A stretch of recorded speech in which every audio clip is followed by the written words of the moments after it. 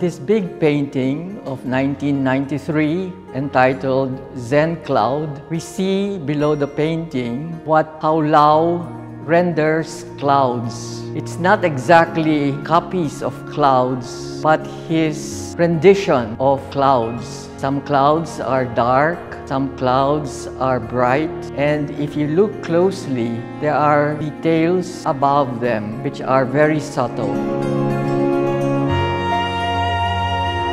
As I said, Greek word mimesis should not be translated as imitation or copy or representation. Or if we are to use the word imitation, we have to speak of a creative imitation, a creative imagination by the artist. So abstract means that the artist is able to distill what is essential in reality.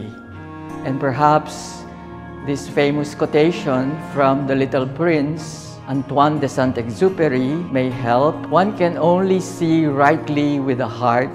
What is essential is invisible to the eyes. So there are three moments in appreciating the work of art: the prefiguration, which are the elements taken by the artist from life; the putting together of the elements from life by the artist, which is called configuration; and what the spectator does to the gift of the work of art of the artist. And this is called the third moment, prefiguration. So there are both subjective and objective elements to the work of art. Here we have a painting by Lau Lianben from 1998 entitled Fake Chinese. We see here Lau in a playful struggle.